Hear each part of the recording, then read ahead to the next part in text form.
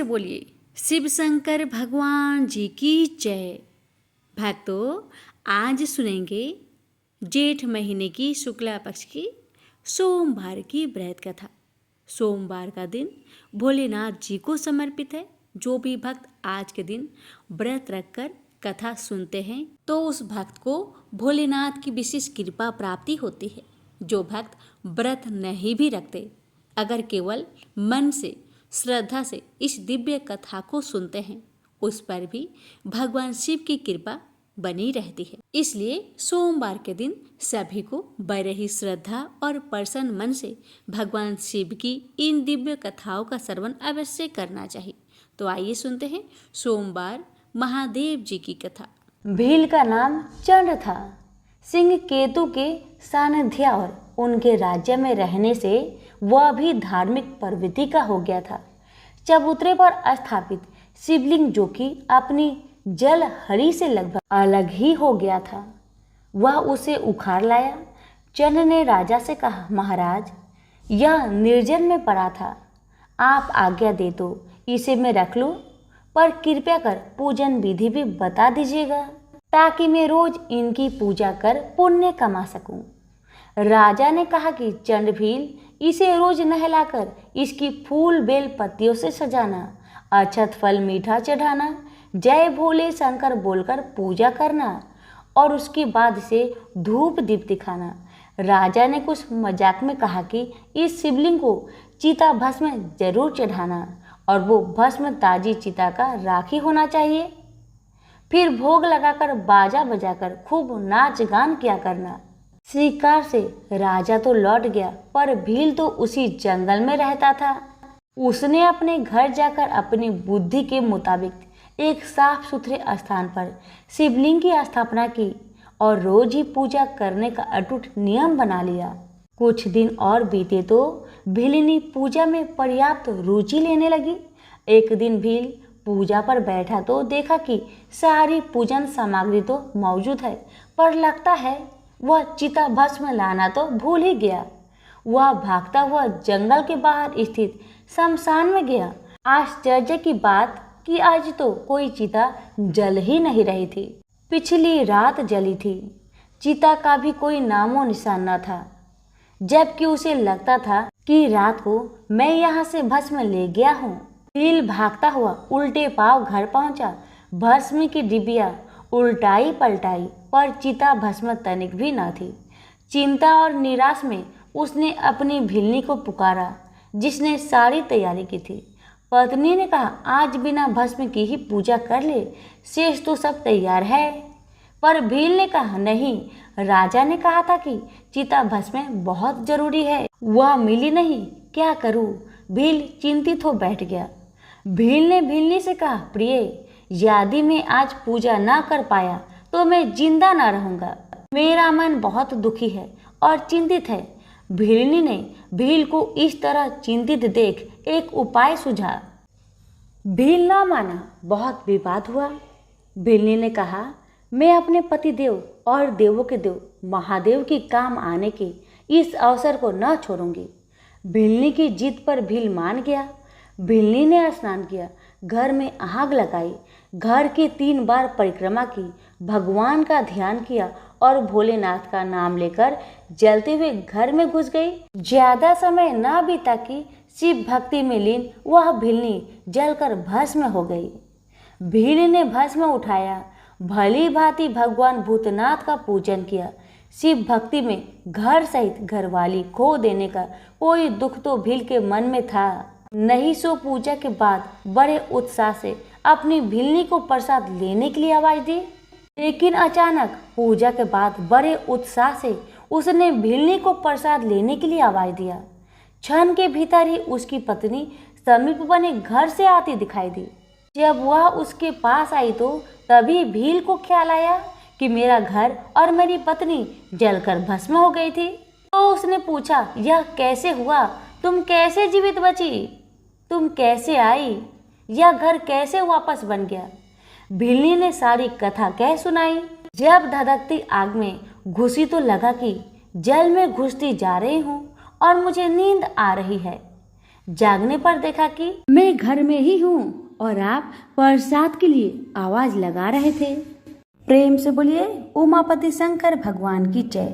तो मैं पार्वती ने पूछा, हे महादेव जी, किस ज्ञान के बल से आपको संसार के सब लोग शिव कहकर पूजते हैं? मृग छाला ओढ़े, सब अंगों में शमशान की विभूति लगाए, गले में सर्प और नर मुंडों की माला पहने हुए हो, इसमें तो कोई भी पवित्र नहीं है। फिर आप किस ज्ञान से पवित्र माने जाते हैं? ये आप कृपा करके कहिए। श्री महादेव जी बोले, हे प्रिय, सुनो, गीता ज्ञान को हृदय में धारण करने से मैं पवित्र माना जाता हूँ और इस ज्ञान से मुझे बाहर के कर्म नहीं व्यापते।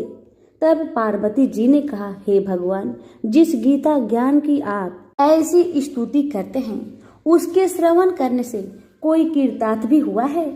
तब महादेव जी ने कहा, इस ज्ञान को सुनकर बहुत से जीव कृतार्थ हुए हैं और आगे भी होंगे। मैं तुमसे एक पुरातन कथा कहता हूँ, तुम श्रवण करो। एक समय पाताल लोक में शेषनाग की सैया पर श्री नारायण जी नेत्र मूंद कर आनंद में मग्न थे। उस समय भगवान के चरण दबाती हुई श्री लक्ष्मी जी ने पूछा, हे प्रभु, निंद्रा और आलस्य उन पुरुषों को व्यापता है जो जीवन में तामसी है, और फिर आप तो तीनों गुणों से अतीत हो, श्री नारायण प्रभु वासुदेव हो।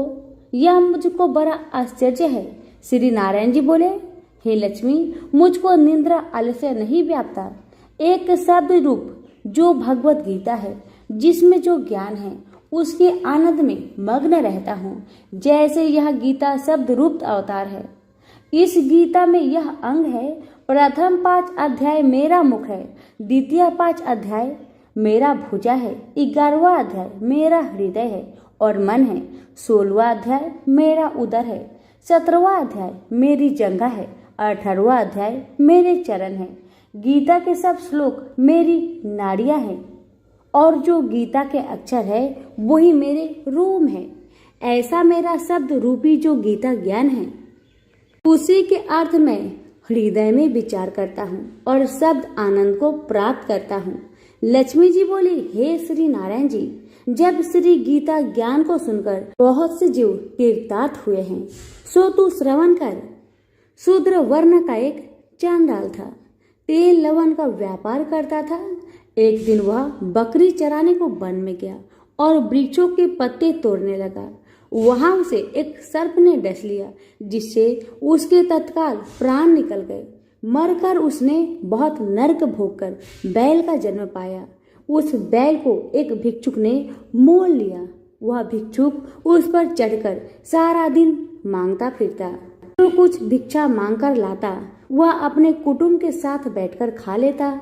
वह बैल सारी रात द्वार पर बंधा रहता। उसके खाने पीने की कमी भी खबर न लेता। कुछ थोड़ा सा भूसा उसके आगे डाल देता। जब दिन चढ़े तो फिर बैल पर चढ़कर भीख मांगने निकल पड़ता। दिन गुजरते तो वह बैल भूख का मारा गिर पड़ा, किंतु प्राण नहीं निकले। नगर के लोग देखकर उसे कोई तीर्थ का फल दे, कोई व्रत का फल दे, पर उस बैल के प्राण नहीं छूटे। एक दिन गणिका आई। उसने लोगों से पूछा, यह कैसी भीड़ है? तो उसने कहा, इसके प्राण नहीं निकलते, अनेक पुण्य के फल दे रहे हैं तो भी इसकी मुक्ति नहीं होती। तब गणिका ने कहा, मैंने जो कर्म किया है उसका फल इस बैल के निमित्त दिया।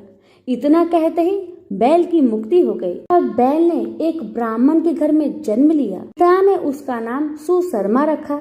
जब बड़ा हुआ तो पिता ने उसको पढ़ाया। जब उसको पिछले जन्म की सुधि रही थी, उसने एक दिन मन में विचार किया कि जिस गणिका ने मुझे बैल की योनि से छुटकारा दिया है उसका दर्शन करूं।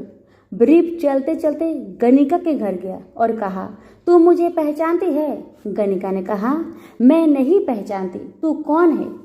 मेरी तेरी क्या पहचान है? तू ब्रीफ और मैं वेश्या। तब ब्रीफ ने कहा, मैं वही बैल हूँ जिसको तुमने अपना पुण्य दिया था। तब मैं बैल की योनि में था, अब छूट गया हूँ। अब मैं ब्रीफ के घर जन्मा हूँ, तू वह अपना पुण्य बता। गणिका ने कहा, मैंने अपने जाने कोई पुण्य नहीं किया, परंतु मेरे घर एक तोता है, वह सवेरे कुछ पढ़ता है, मैं उसके वाक्य सुनती हूँ। उस पुण्य का फल मैंने तेरे निमित्त दिया था। तब ब्रीप ने तोते से पूछा कि तू सवेरे क्या पढ़ता है? तोते ने कहा, मैं पिछले जन्म में ब्रीप का पुत्र था। पिता ने मुझे गीता के पहले अध्याय का पाठ सिखाया था। एक दिन मैंने अज्ञानवश गुरु से कहा कि तुमने मुझे क्या पढ़ाया है? तब गुरुजी ने मुझे श्राप दिया कि तू सूआ हो जा। तब मैं सूआ हुआ। एक दिन पनपत पकड़ कर ले गया। एक ब्रीप ने मुझे मोल लिया। वह ब्रीप भी अपने पुत्र को गीता का पाठ सिखाता था। तब मैंने भी यह पाठ सीख लिया। एक दिन ब्रीप के घर चोर घुस पड़े। उनको धन तो प्राप्त न हुआ, किंतु वह मेरा पिंजरा उठा ले गए। यह गणिका उसकी मित्र थी।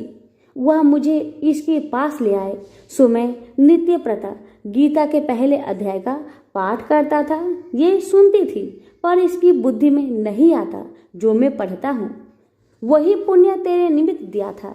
सो हे लक्ष्मी, तब गणिका ने बुरे कर्म छोड़ दिए, नित्य प्रति स्नान करे और श्री गीता जी के प्रथम अध्याय का पाठ करे। इससे उसकी भी मुक्ति हुई। श्री नारायण जी ने कहा, हे लक्ष्मी जी, जो कोई अनजान कर भी गीता जी का पाठ करे उसको भी मुक्ति मिलेगी।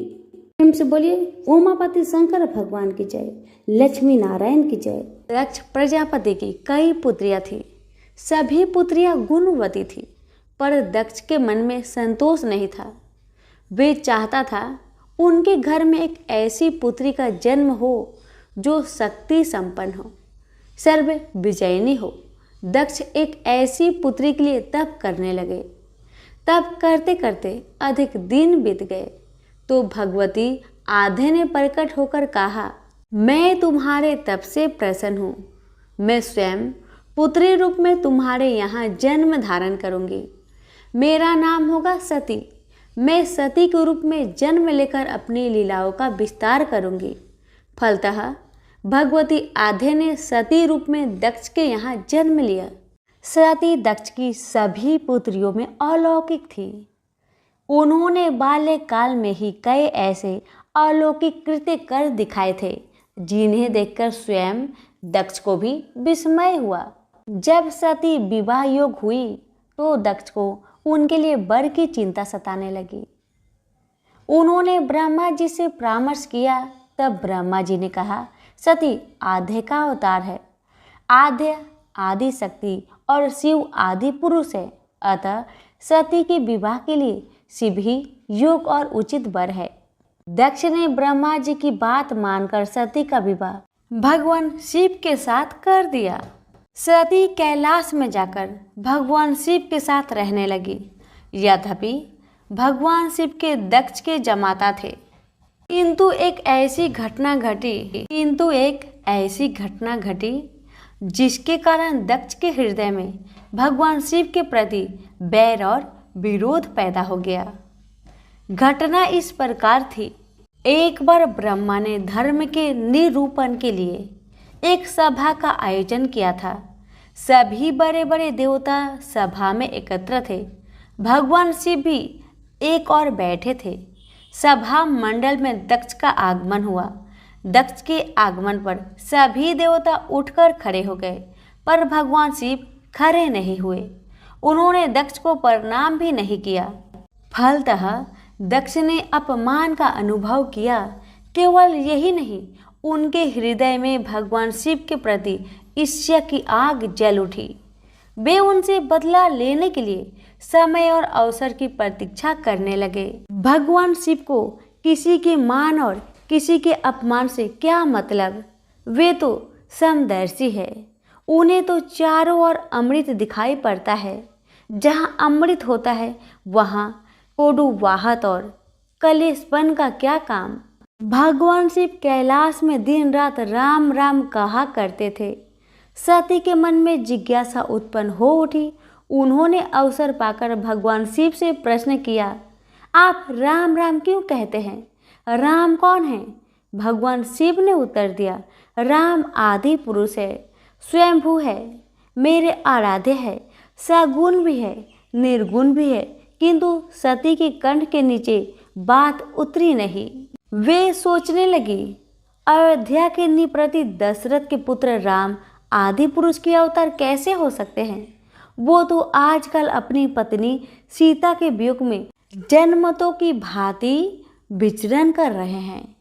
वृक्ष और लताओं को उनका पता पूछते फिर रहे हैं। यदि वे आदि पुरुष के अवतार होते तो क्या इस प्रकार आचरण करते? सती के मन में राम की परीक्षा लेने का विचार उत्पन्न हुआ। सती सीता का रूप धारण करके दंडक वन में जा पहुंची और राम के सामने प्रकट हुई। भगवान राम ने सती को सीता के रूप में देखकर कहा, माता, आप एकाकी यहाँ वन में कहाँ घूम रही है? बाबा विश्वनाथ कहाँ हैं? राम का प्रश्न सुनकर सती को कुछ उत्तर देते न बना। वे अदृश्य हो गई और मन ही मन पश्चाताप करने लगी कि उन्होंने व्यर्थ ही राम पर संदेह किया। राम सचमुच आदि पुरुष के अवतार है। सती जब लौटकर कैलाश पर गई तो भगवान शिव ने उन्हें आते देखकर कहा, सती, तुमने सीता के रूप में राम की परीक्षा लेकर अच्छा नहीं किया। सीता मेरी आराध्या है। अब तुम मेरी अर्धांगिनी कैसे रह सकती हो? इस जन्म में हम और तुम पति और पत्नी के रूप में नहीं मिल सकते। शिव जी का कथन सुनकर सती अत्यधिक दुखी हुई, पर अब क्या हो सकता था? शिव जी के मुख से निकली हुई बात असत्य कैसे हो सकती थी? शिव जी समाधित हो गए। सती दुख और पश्चाताप की लहरों में डूब उतरने लगी। उन्हीं दिनों सती के पिता कनखल में बहुत बड़ा यज्ञ कर रहे थे। उन्होंने यज्ञ में सभी देवताओं और मुनियों को आमंत्रित किया था, किंतु शिव जी को आमंत्रित नहीं किया था, क्योंकि उनके मन में शिव जी के प्रति ईर्ष्या थी। सती को जब यह ज्ञात हुआ कि उसके पिता ने बहुत बड़े यज्ञ की रचना की है, तो उनका मन यज्ञ के समारोह में सम्मिलित होने के लिए बेचैन हो उठा। शिव जी समाधित थे। आता वे शिव जी से अनुमति लिए बिना ही वीरभद्र के साथ अपने पिता के घर चली गई।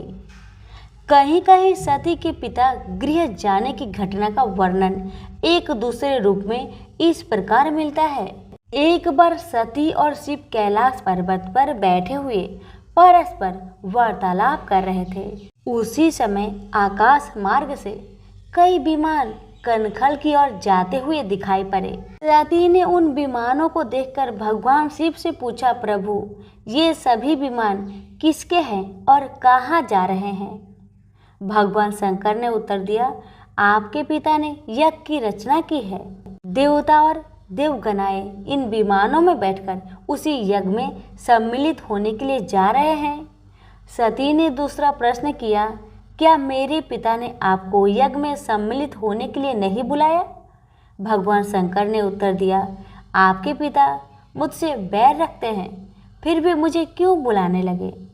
सती मन ही मन सोचने लगी, फिर बोली, यज्ञ के अवसर पर अवश्य मेरी बहनें आएंगी।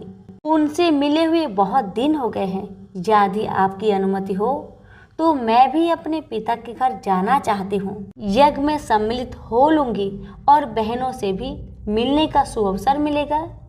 भगवान शिव ने उत्तर दिया, इस समय वहाँ जाना उचित नहीं होगा। आपके पिता मुझसे जलते हैं, हो सकता है वो आपका भी अपमान करे।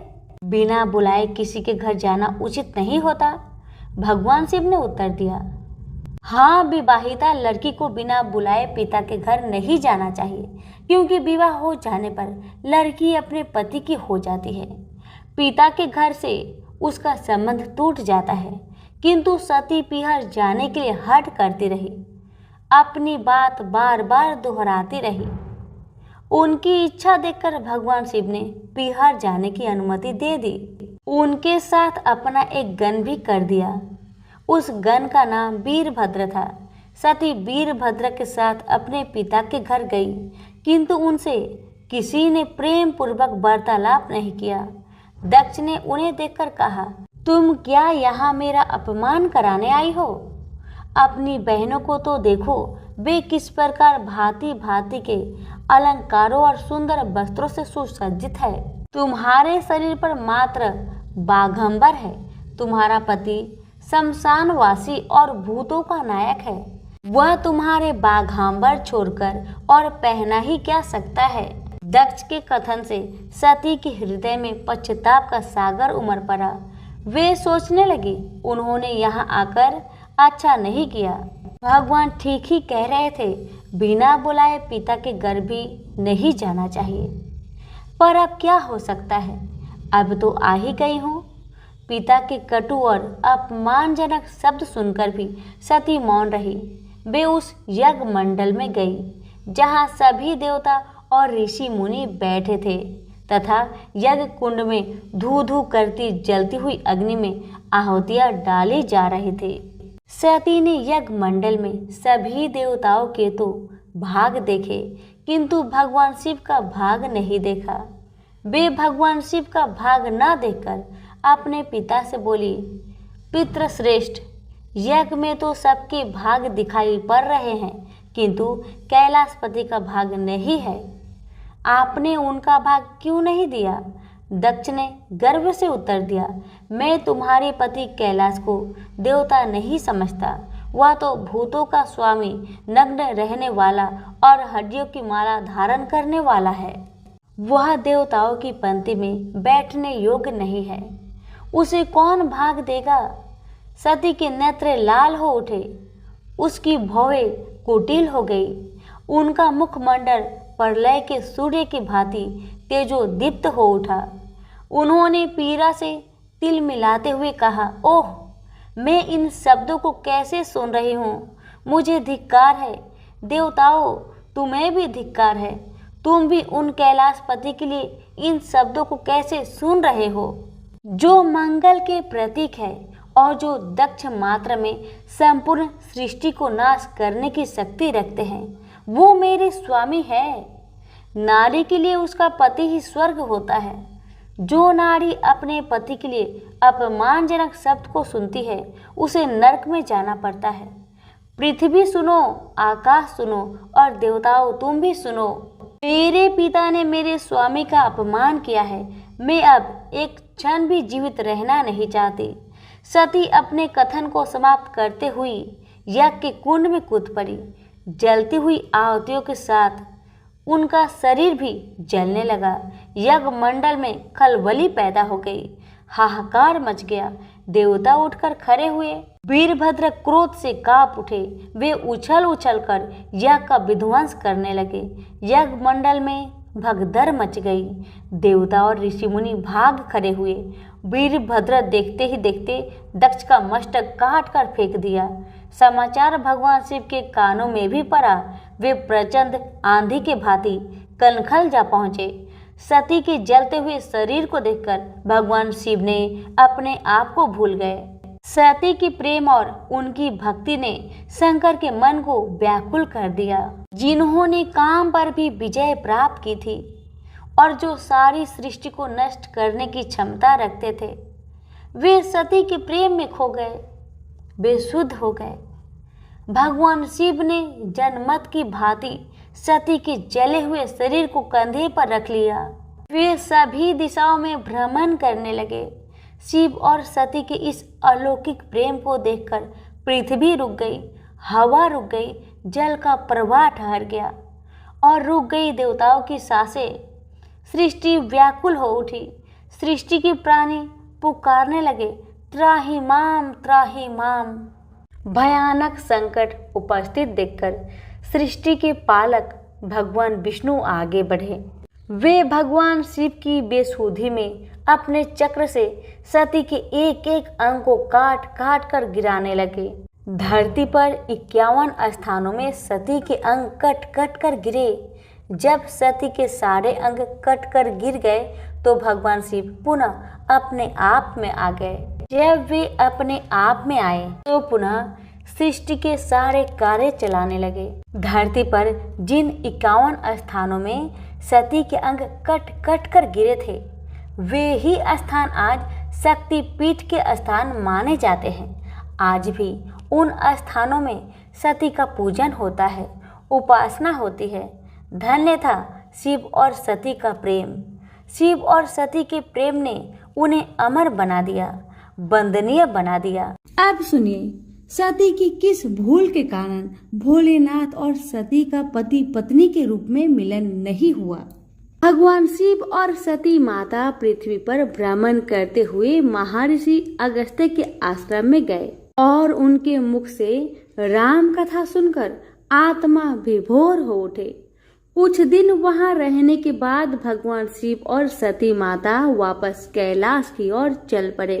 कैलाश की ओर जाते हुए भगवान शिव विचार कर रहे थे कि किस प्रकार प्रभु श्री राम के दर्शन किए जाए।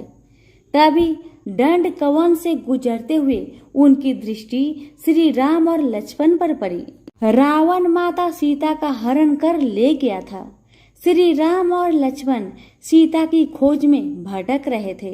भगवान शिव उनके दर्शन कर भाव विभोर हो गए। उचित समय न जानकर उन्होंने उन्हें अपने असली रूप से साक्षात्कार नहीं करवाया। माता सती के मन में भी श्री राम के प्रति संदेह उत्पन्न हुआ। उन्होंने सोचा अगर ये सच में भगवान श्री हरि विष्णु का ही रूप है तो अपनी पत्नी की खोज में दर दर क्यों भटक रहे हैं। भगवान शिव माता सती के अंतर मन में क्या चल रहा है जान गए। उन्होंने माता सती से कहा, देवी यदि आपके मन में प्रभु श्री राम को लेकर कोई संदेह है तो आप उनकी परीक्षा ले सकती हैं। माता सती ने माता सीता का रूप धारण कर लिया और श्री राम के समीप चली गई। श्री राम ने उन्हें प्रणाम किया और बोले, माता आप वन में अकेले, भगवान शिव कहाँ हैं? श्री राम के उनके वास्तविक स्वरूप जान उन्हें बड़ी आत्मग्लानि हुई। वे वापस भगवान शिव के पास चल पड़ी। वे जिधर भी रुख करती उधर ही उन्हें श्री राम, लक्ष्मण और सीता जी एक साथ खड़े हुए दिखाई देते और भगवान शिव जगत पिता ब्रह्मा, इंद्र, सप्त ऋषियों आदि को श्री राम की चरण वंदना करते देखती। श्री राम की रची माया को देखकर वे डर गई और सहम कर वहीं आंखें बंद करके बैठ गई। कुछ समय उपरांत उन्होंने डरते डरते आंखें खोली तो सारी माया का अंत हो चुका था। वह पुनः भगवान शिव के पास पहुंची तो उन्होंने पूछ लिया, ले आई श्री राम की परीक्षा? माता सती ने झूठ बोल दिया कि उन्होंने कोई परीक्षा नहीं लिया। भगवान शिव ने ध्यान लगाकर सारी बात जान ली। उन्होंने भगवान श्री राम की माया को प्रणाम किया जिससे प्रेरित होकर सती के मुख से झूठ निकल गया था। सती ने सीता का ही वेश धारण किया। यह जानकर शिवजी के मन में विषाद उत्पन्न हो गया।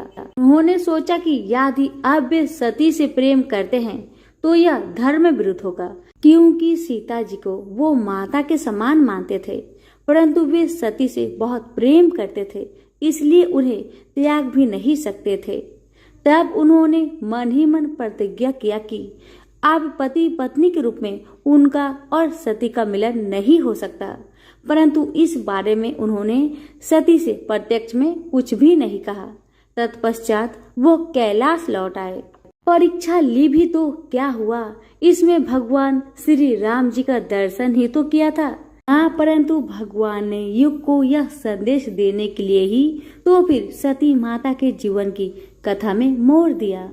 भगवान भोलेनाथ एवं सती माता ने अपने जीवन पर इस कथा को घटाकर यही तो संदेश दिया है कि नारी का प्रथम धर्म है पतिव्रत धर्म का पालन करना, अपने पति देव की अधीनता एवं आज्ञा में रहना, अपने प्रथम वर्ष अपने सहज धर्म का पालन करना। इसे छोड़कर भगवान के भी दर्शन करने जाए तो वह भगवान को स्वीकार नहीं।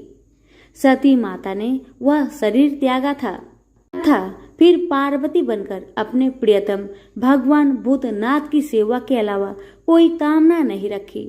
राजमहलों के ऐश्वर्य को ठुकरा दिया तथा अभाव में रहकर सदैव के लिए पार्वती जी भगवान की अर्धांगिनी बनकर फिर युग युगांतर तक अपने सहज धर्म का पालन करती रही।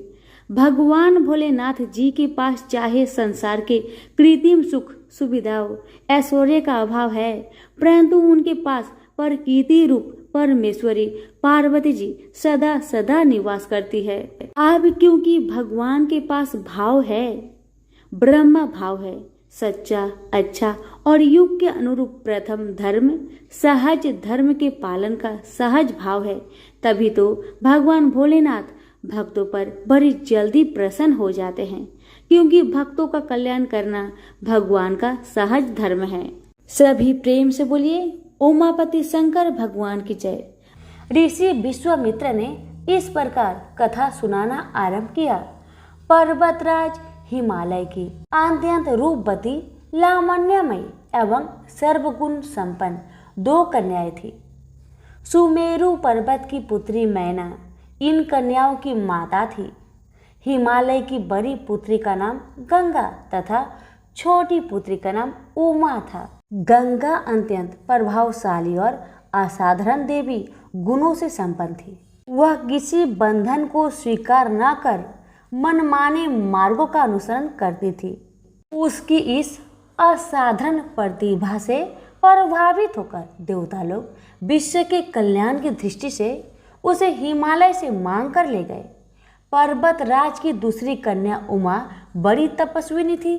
उसने कठोर एवं असाधारण तपस्या करके महादेव जी को वर के रूप में प्राप्त किया।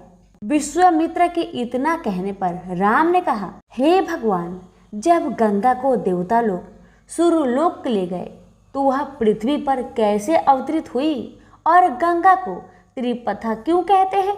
इस पर ऋषि विश्वामित्र ने बताया, महादेव जी का विवाह तो उमा के साथ हो गया, किंतु 100 वर्ष तक भी उनके किसी संतान की प्राप्ति नहीं हुई। एक बार महादेव जी के मन में संतान उत्पन्न करने का विचार आया। जब उनके इस विचार की सूचना ब्रह्मा जी सहित देवताओं को मिली तो वे विचार करने लगे कि शिव जी की संतान की तेज को कौन संभाल सकेगा। उन्होंने अपनी इस शंका को भगवान शिव जी के सम्मुख प्रस्तुत किया। उनके कहने पर अग्नि ने यह भार ग्रहण किया और परिमाण स्वरूप अग्नि के समान महान तेजस्वी स्वामी कार्तिकेय का जन्म हुआ।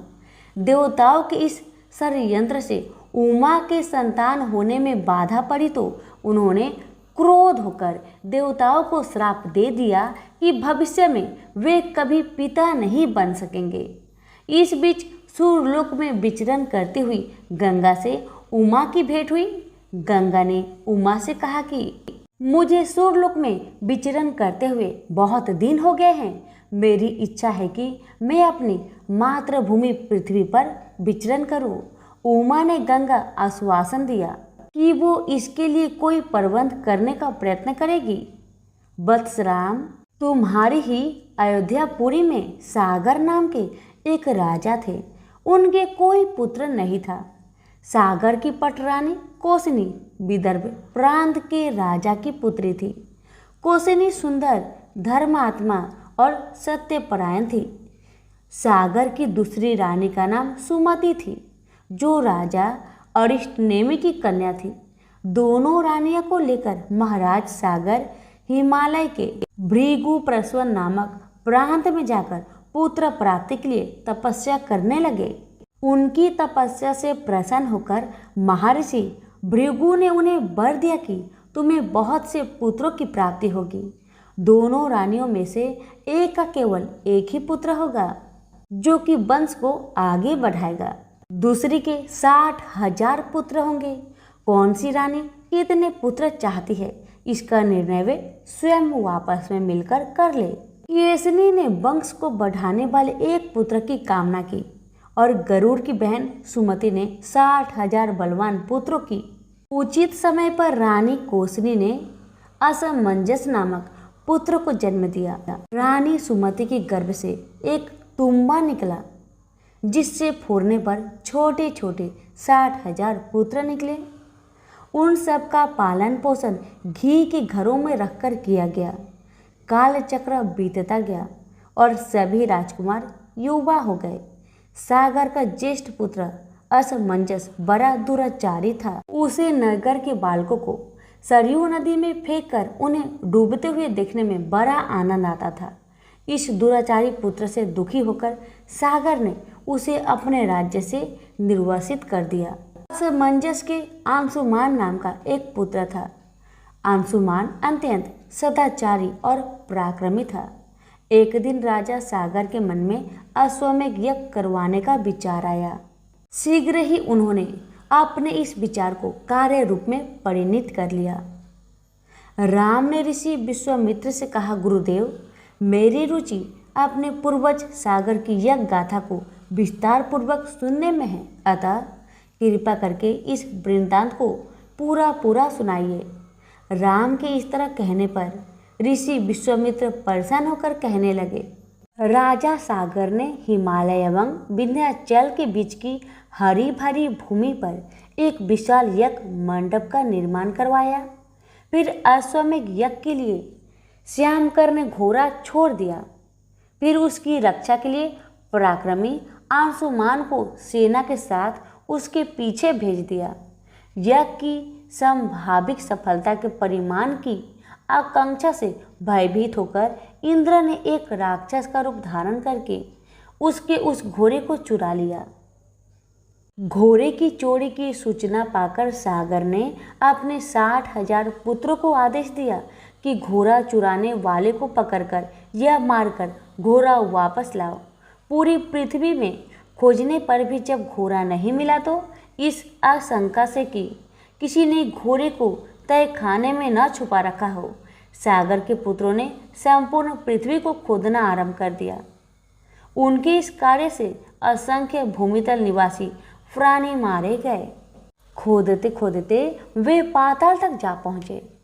उनके इस नृशंस कृत्य की देवताओं ने ब्रह्मा जी से शिकायत की तो ब्रह्मा जी ने कहा कि ये राजकुमार क्रोध एवं मद में अंधे होकर ऐसा कर रहे हैं। पृथ्वी की रक्षा कर दायित्व कपिल पर है, इसलिए वे इस विषय में कुछ न कुछ अवश्य करेंगे। पूरी पृथ्वी को खोदने के बाद जब घोड़ा और उसको चुराने वाला चोर नहीं मिला तो निराश होकर राजकुमारों ने इसकी सूचना अपने पिता को दे दी। रुष्ट होकर सागर ने आदेश दिया कि घोड़े को पाताल में जाकर ढूंढो। पाताल में घोड़े को खोजते खोजते वे सनातन वासुदेव कपिल आश्रम में पहुंच गए। उन्होंने देखा कपिल देव आंखें बंद किए बैठे हैं और उन्हीं के पास यज्ञ का वह घोड़ा बंधा हुआ है। उन्होंने कपिल मुनि को घोड़े का चोर समझकर उनके लिए अनेक दुर्वचन कहे और उन्हें मारने के लिए दौड़े। सागर के इन कुकृत्यों से कपिल मुनि की समाधि भंग हो गई।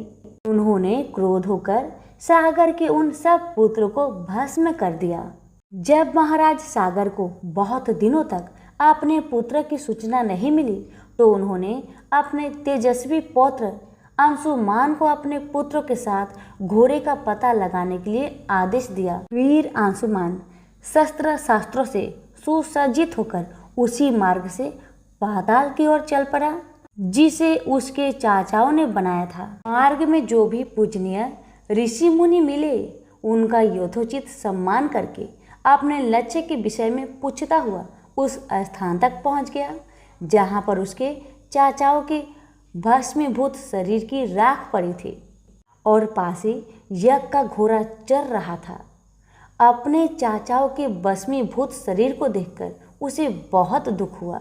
उसने उनका तर्पण करने के लिए जलाशय की खोज की किंतु उसे कहीं जलाशय नहीं दिखाई पड़ा। तभी उनकी दृष्टि अपने चाचाओं के मामा गरुड़ पर पड़ी। उन्हें सादर प्रणाम करके अंशुमान ने पूछा कि बाबा जी, मैं इनका तर्पण करना चाहता हूँ। पास में यदि कोई सरोवर हो तो कृपा करके उसका पता बताइए। यदि आप इनकी मृत्यु के विषय में कुछ जानते हैं तो वह भी मुझे बतलाने की कृपा करें।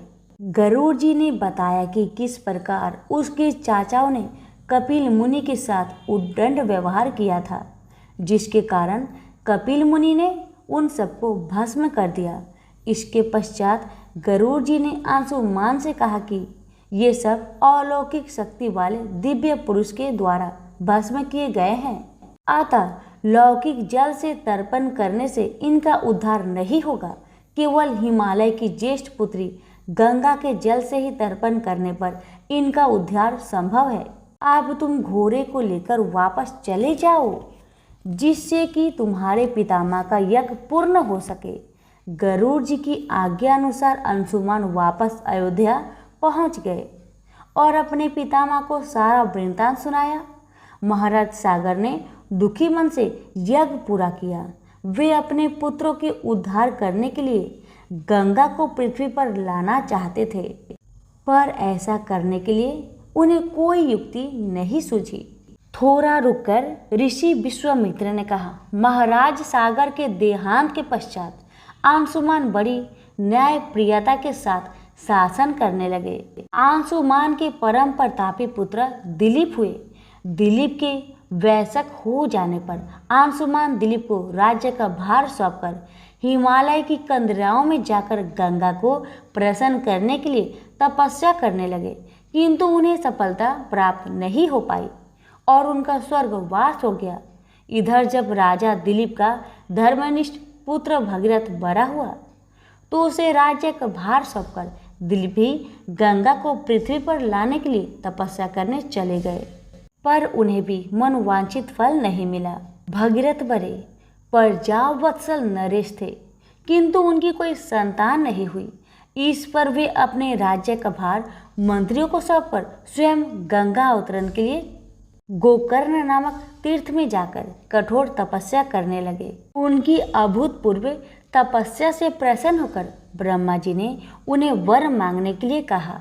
भगीरथ ने ब्रह्मा जी से कहा कि हे प्रभु, यदि आप मुझ पर प्रसन्न हैं तो मुझे यह वर दीजिए कि सागर के पुत्र को मेरे प्रयत्नों से गंगा का जल प्राप्त हो जाए, जिससे उनका उद्धार हो सके। इसके अतिरिक्त मुझे संतान प्राप्ति का भी वर दीजिए, ताकि इक्ष्वाकु वंश नष्ट ना हो सके। ब्रह्मा जी ने कहा, संतान का तेरा मनोरथ शीघ्र ही पूर्ण होगा, किंतु तुम्हारे मांगे गए प्रथम वरदान को देने में कठिनाई यह है कि जब गंगा जी का वेग के साथ पृथ्वी पर अवतरित होगी तो उनके वेग को पृथ्वी संभाल नहीं सकेगी। गंगा जी के वेग को संभालने की क्षमता महादेव जी के अवतरित किसी में भी नहीं है, इसलिए तुम्हें महादेव जी को प्रसन्न करना होगा। इतना कहकर ब्रह्मा जी अपने लोक को चले गए। भागीरथ ने साहस नहीं छोड़ा। वे 1 वर्ष तक पैर के अंगूठे के सहारे खड़े होकर महादेव जी की तपस्या करते रहे। केवल वायु के अतिरिक्त उन्होंने किसी अन्य वस्तु का भक्षण नहीं किया। अंत में इस महान भक्ति से प्रसन्न होकर महादेव जी ने भगीरथ को दर्शन देकर कहा कि हे भक्त, तेरी मनोकामना पूरी करने के लिए गंगा जी को अपने मस्तक पर धारण करेंगे। इसकी सूचना पाकर विवश होकर गंगा जी को सूर्यलोक का परित्याग करना पड़ा। उस समय वे सूर्यलोक से कहीं जाना नहीं चाहती थी, इसलिए वे यह विचार करके कि मैं अपने प्रचंड वेग से शिव जी को बहाकर पाताल लोक ले जाऊंगी, वे भयानक वेग से शिव जी के सिर पर अवतरित हुई। गंगा के इस वेगपूर्ण अवतरण से उनका अहंकार शिव जी से छुपा न रहा। महादेव जी ने गंगा की वेगवती धाराओं को अपने जटाजूट में उलझा लिया। गंगा जी ने अपने समस्त प्रयत्नों के बाद भी महादेव जी के जटाओं से बाहर न निकल सकी।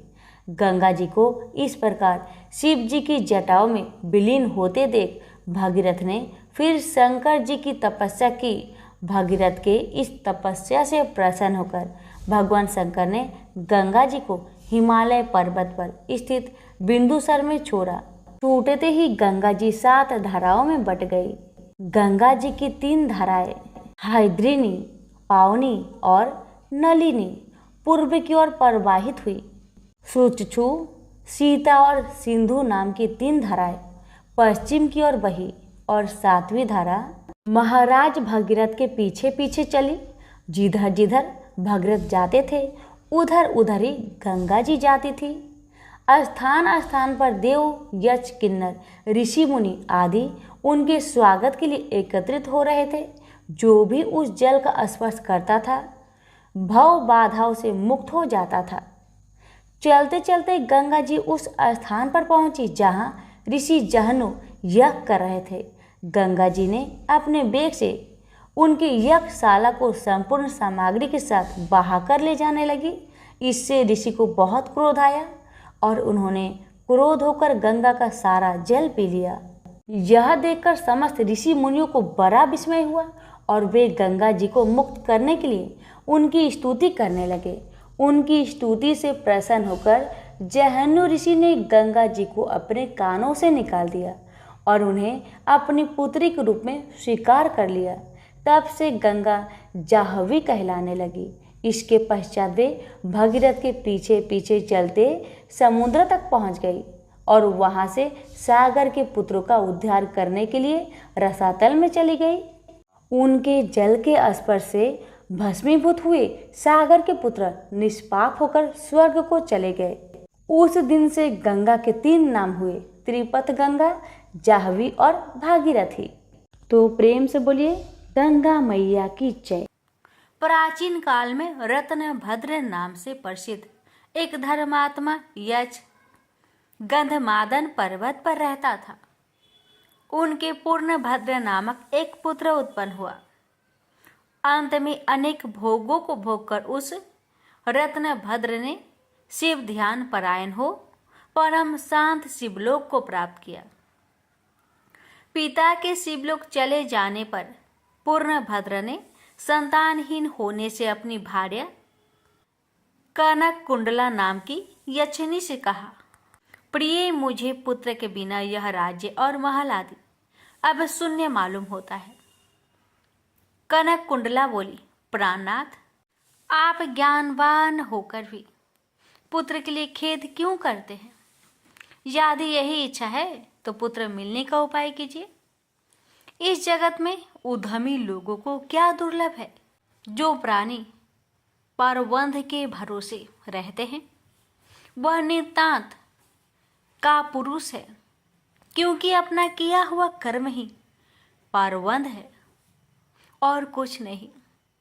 इस कारण प्रतिकूल प्रावंध को शांत करने के लिए समस्त कारणों के भी कारण रूप भगवान शिव की शरण में जाना चाहिए। यदि आप सर्वश्रेष्ठ पुत्र है तो भगवान शिव की शरण ग्रहण कीजिए। अपनी पत्नी की बात सुनकर यशराज ने गीत वाद्य से भगवान शिव का पूजन कर पुत्र की अभिलाषा पूर्ण की। उसका नाम हरिकेश पड़ा। पुत्र उत्पन्न होने की प्रसन्नता से उसने अनेक दान पुण्य किए। जब हरिकेश 8 वर्ष का हुआ तभी से वह खेल धूली बालू का शिवलिंग बनाकर त्रिनादि ध्रुवा से उनका पूजन करता और अपने साथियों को शिव नाम से ही पुकारता था। वह रात दिन हे चंद्रशेखर, हे भूतेश, हे मृत्युंजय, हे नीलकंठ आदि पवित्र नामों का उच्चारण करता और मित्रों को प्रेम करता हुआ बार बार इन्हीं नामों से पुकारता रहता था। उसके कान नाम के अतिरिक्त अन्य किसी को ग्रहण नहीं करते थे। वह शिव मंदिर को छोड़कर किसी अन्य जगह नहीं जाता। उसके नेत्र शिव के अतिरिक्त और कुछ देखने की इच्छा नहीं रखते थे। वह सपना में भी भगवान शिव को ही देखा करता था। हरिकेश की यह दशा देखकर उसके पिता ने उसे गृह कार्य में लगाने की अनेक चेष्टाएं की, किंतु उस पर कुछ भी असर नहीं हुआ। अंत में हरिकेश घर से निकल गया। कुछ दूर जाकर उसे भ्रम हो गया और वह मन ही मन कहने लगा, हे शंकर, कहाँ जाऊं? कहाँ रहने से मेरा कल्याण होगा? यह सोचकर उसने अपने मन में विचार किया कि जिसकी कहीं ठिकाना नहीं है उसका काशीपुरी ही आधार है। इस प्रकार निश्चय कर वह काशीपुरी को गया, जिस अविमुक्त क्षेत्र में पंच भौतिक देह त्याग कर प्राणों का शिव की प्रसन्नता से फिर देह से संबंध नहीं रहता, उस आनंद वन में जाकर तप करने लगा। कुछ समय बाद भगवान शिव ने पार्वती को अपना विहार वन दिखाया। वह अनेक सुगंध युक्त पल्लवों से शोभित था। शिव बोले, हे देवी, जैसे तुम मुझको बहुत प्रिय हो वैसे ही यह आनंद वन भी मुझे परम प्रिय है। मेरे अनुग्रह से इस आनंद वन में मैं मरे हुए को जन्म मरण का बंधन नहीं होता, अर्थात वह फिर संसार में जन्म नहीं लेता। पुण्य आत्मा के कर्म बीज विश्वनाथ की प्रज्वलित अग्नि में जल जाते हैं, उसी से फिर वे गर्भाशय में नहीं आते। काशीवासी लोगों के देहांत समय में मैं ही तारक ब्रह्म ज्ञान का उपदेश देता हूँ, जिससे वे उसी क्षण मुक्त हो जाते हैं। कलयुग में विश्वनाथ देव का दर्शन पूजन, काशीपुरी, भागीरथी गंगा आदि का सेवन तथा सतपात्र को दान विशेष फलदायक होता है। हे देवी, काशीवासी सदा मुझ में ही बसते हैं, इससे मैं उनको अंत में संसार सागर से पार कर देता हूँ। यह मेरी प्रतिज्ञा है। इस तरह वार्तालाप करते करते भगवान शिव उस स्थान पर गए जहाँ हरिकेश समाधि लगाए बैठा था। उसको देखकर पार्वती ने कहा, भगवान, यह आपका तपस्वी भक्त है। इस समाधिष्ठ भक्त को वर देकर इसका मनोरथ पूर्ण कीजिए। इसका चित्त केवल आप में ही है और इसका जीवन भी आपके ही अधीन है। पार्वती की बात सुनकर भगवान शिव उसके पास गए और उन्होंने समाधि में स्थित उस हरिकेश को हाथ से स्पर्श किया। दया सिंधु का स्पर्श पाकर उस यक्ष ने आंखें खोलकर अपने सम्मुख प्रत्यक्ष अपने अभीष्ट को देखा। गदगद स्वर में यक्ष ने कहा कि हे शंभो, हे पार्वती पते, हे शंकर, आपकी जय हो। आपके कर कमलों का स्पर्श पाकर मेरा यह शरीर अमृत रूप हो गया। इस प्रकार प्रिया वचन सुनकर भगवान शिव बोले, हे यक्ष, तुम इसी क्षण मेरे वर से मेरे क्षेत्र के दंडनायक हो जाओ। आज से तुम दुष्टों के दंडदायक और पुण्यवानों के सहायक बनो और डंडा पानी नाम से विख्यात होकर सब उद्भट गणों का नियंत्रण करो। मनुष्यों में सत्य अर्थ नाम वाले संभ्रम और उद्भ्रम, ये दोनों गण सदा तुम्हारे साथ रहेंगे। तुम काशीवासी जनों के अन्नदाता, प्राणदाता, ज्ञानदाता हो और मेरे मुख से निकले तारक मंत्र के उपदेश से मोक्षदाता होकर नियमित रूप से काशी में निवास करो। भगवान शिव की कृपा से वही हरिकेश यक्ष काशी में दंड पानी के रूप में स्थित हो गया और भक्तों के कल्याण में लग गया। प्रेम से बोलिए हर हर महादेव।